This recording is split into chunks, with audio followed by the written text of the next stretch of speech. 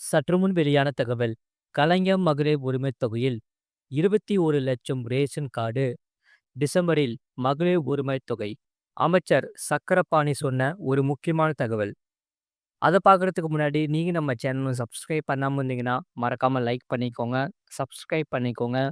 உங்க நண்பர்களுக்கு தெரியப்படுத்தவும் ஷேர் பண்ணிக்கோங்க. அதாவது தமிழ்நாடு அவர் பேசியதாவது, தமிழ்நாடு முதலமைச்சர் அவர்கள் ஆட்சி பொறுப்பேற்ற பின்பு பொருளாதாரத்தில் பின்தங்கிய மக்களின் நலனை கருத்தில் கொண்டு பல்வேறு திட்டங்களை செயல்படுத்தி வருகிறார்கள். தமிழ்நாடு அரசின் மூலம் செயல்படுத்தப்படும் அனைத்து திட்டங்களும் கட்சி, இனம், மதம் பாகுபாடு இன்றி எல்லோருக்கும் எல்லாம் என்ற நோக்கில் அனைவரும் பயன்பெறும் வகையில் செயல்படுத்தப்பட்டு வருகிறது. அந்த வகையில் தமிழ்நாடு முதலமைச்சர் அவர்கள் ஆட்சி பொறுப்பேற்ற பின்பு கிராமங்களின் உட்கட்டமைப்பு வசதிகளை மேம்படுத்தும் நோக்கில் சாலை வசதிகள், பாதாள சாக்கடை வசதிகள், தெருவிளக்கு, குடிநீர் வசதி உள்ளிட்ட பல்வேறு வசதிகளை வழங்கி வருகிறார்கள். அதனை அடிப்படையில் கீரனூர் ஊராட்சியில் நாடாளுமன்ற உறுப்பினர் தொகுதி மேம்பாட்டு நிதியிலிருந்து தலா 20,00,000 மதிப்பீட்டில் கட்டப்பட்டுள்ள ரேஷன் கடை மற்றும் உயர் மின் கோபுர மின் விளக்கினை பொதுமக்கள் பயன்பாட்டுக்கு திறந்து வைக்கப்பட்டுள்ளது. தமிழ்நாடு முதலமைச்சர் இந்தியாவில் எங்கும் செயல்படுத்தப்படாத உங்களுடன் ஸ்டாலின் திட்ட முகாமை தொடங்கி வைத்தார்கள்.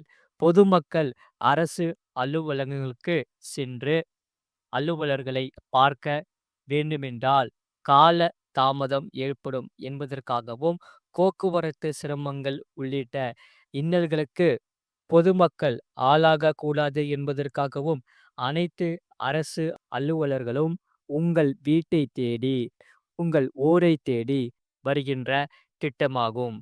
அந்த வகையில் இந்த முகாமில் வருவாய்த்துறை, ஊரக வளர்ச்சித்துறை, மின்சாரத்துறை, வேளாண்மை துறை, கூட்டுறவுத்துறை ஆகிய 15 துறைகளை சேர்ந்த அலுவலர்கள் வந்துள்ளார்கள். சுமார் 46 சேவைகள் மேற்கொள்ளப்பட உள்ளது. நீங்கள் மனுக்கள் கொடுத்தால் மனுக்கள் மீது 45 நாட்களில் தீர்வு காண வேண்டுமென்று மாண்புமிகு முதலமைச்சர் அவர்கள் உத்தரவு வழங்கியுள்ளார். ஆகையால் முதலமைச்சர் அவர்கள் தமிழ்நாட்டை குடிசைகள் இல்லாத மாநிலமாக உருவாக்க கலைஞரின் கனவு இல்லம் திட்டத்தை செயல்படுத்தி வருகிறார்.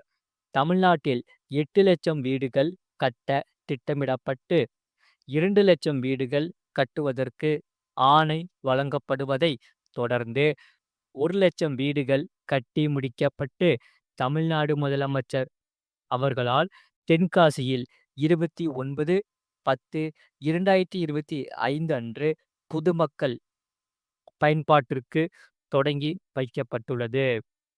இத்திட்டத்தின் கீழ் திண்டுக்கல் மாவட்டத்தில் சுமார் 10,000 வீடுகள் கட்ட அனுமதி வழங்கப்பட்டு கட்டுமான பணிகள் நடைபெற்று வருகிறது.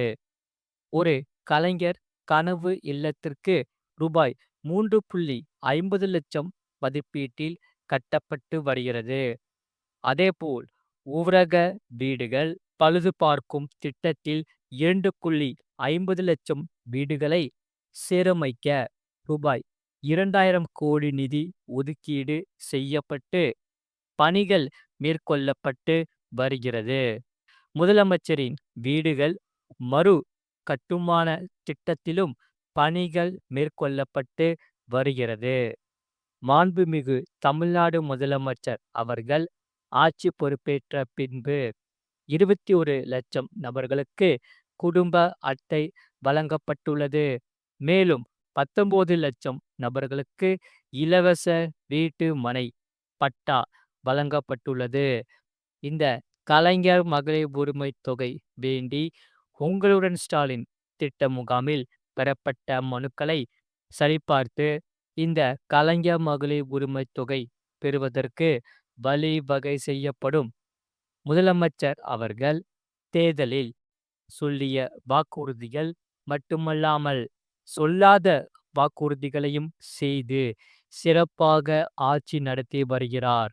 ஆகையால் பொதுமக்கள், விவசாயிகள், மாணவ மாணவிகள் என அனைத்து தரப்பு மக்களும் பயன்பெறும் வகையில் அவர்களின் எண்ணங்கள், எதிர்பார்ப்பு மற்றும் நம்பிக்கையை பூர்த்தி செய்யும் விதமாக எல்லோருக்கும் எல்லாம் என்ற வகையில் எண்ணற்ற திட்டங்களை அறிவித்து செயல்படுத்தி பொற்கால ஆட்சி நடத்தி வரும் தமிழ்நாடு முதலமைச்சர் கரங்களை வலுப்படுத்தும் விதமாக என்றென்றும் உறுதுணையுடன் இருக்க வேண்டும் என உணவு பொருள் வழங்கல் துறை அமைச்சர் சக்கரபாணி பேசினார்.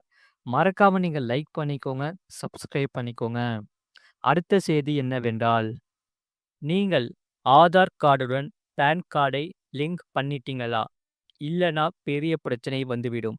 அது எப்படி என்று இங்கே பார்ப்போம். வீடியோவை முழுமையா கேளுங்க.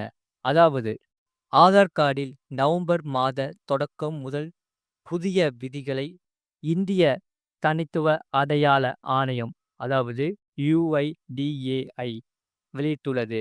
இதன் மூலம் ஆதார் கார்டில் அப்டேட் செய்யும் செயல்முறை மிக வேகமாகவும் எளிதாக்கவும் முற்றிலும் டிஜிட்டல் முறையிலும் மாற்றியுள்ளது. இந்த மாற்றங்கள் லட்சக்கணக்கான பயனர்களுக்கு குறிப்பாக பெயர், முகவரி அல்லது பிறந்த தேதியை நேரில் செல்லாமல் ஆன்லைனில் புதுப்பிக்க விரும்புவோருக்கு பெரிய நிவாரணம் அளித்து வருகிறது. இந்த புதிய விதிகளின்படி இனி யார் வேண்டுமானாலும் தங்கள் பெயர், முகவரி, பிறந்த தேதி மற்றும் மொபைல் எண் போன்ற தனிப்பட்ட விவரங்களை மை ஆதார் இணையதளம் மூலம் ஆன்லைனில் புதுப்பிக்கலாம். இந்த இணையதளமானது உங்கள் தகவல்களை பேன் கார்டு அல்லது பாஸ்போர்ட் போன்ற அரசு தரவு தளங்களுடன் ஒப்பிட்டு சரிபார்க்கும். முன்பு போல பல ஆவணங்களை பதிவேற்றம் செய்யவோ அல்லது ஆதார் சேவை மையத்திற்கு நேரில் செல்லவோ தேவையில்லை. இதில் கைரேகை, கருவிழி ஸ்கேன் அல்லது புகைப்படம் போன்ற பயோமெட்ரிக் விவரங்களை புதுப்பிக்க ஆதார் சேவை மையத்தில் நேரில் செல்ல வேண்டியது அவசியம். இது நவம்பர் மாதம் முதல் அமலுக்கு வந்துவிட்டது. ஆகையால் இனி பெயர், முகவரி அல்லது பிறந்த தேதியை ஆன்லைனில் புதுப்பிக்க ரூபாய் 75 கட்டணம் வசூலிக்கப்படும். கைரேகை, புகைப்படம் போன்ற பயோமெட்ரிக் விவரங்களை புதுப்பிக்க ரூபாய் 125 கட்டணம் செலுத்த வேண்டியிருக்கும். 2026 ஜூன் 14ஆம் தேதி வரை ஆன்லைனில் ஆவணங்களை புதுப்பிப்பது முற்றிலும் இலவசம் என்று அறிவிக்கப்பட்டுள்ளது. மேலும் 5 முதல் 7 வயது மற்றும் 15 முதல் 17 வயதுக்குட்பட்ட குழந்தைகளுக்கு இலவச பயோமெட்ரிக் அப்டேட்கள் வழங்கப்படுகிறது. ஆகையால் இதை மக்கள் அனைவரும் பயன்படுத்தி கொள்ளுங்கள். ஆதார் கார்டு மற்றும் பேன் கார்டுகளை இணைப்பதற்கான கடைசி தேதி டிசம்பர் 31ஆம் தேதி. இந்த தேதிக்குள் இணைக்கப்படாத பேன் கார்டுகள் 2026 ஜனவரி 1 முதல் நீக்கப்படும். புதிய பேன் கார்டுக்கு விண்ணப்பிக்கும் போது ஆதார் இணைப்பு கட்டாயமாக்கப்பட்டுள்ளது. வங்கிகள் மற்றும் நிதி நிறுவனங்கள் OTP அல்லது வீடியோ அடிப்படையிலான சரிபார்ப்பை பின்பற்றி eKYC செயல்முறையை எளிதாக்க அறிவுறுத்தப்பட்டுள்ளது.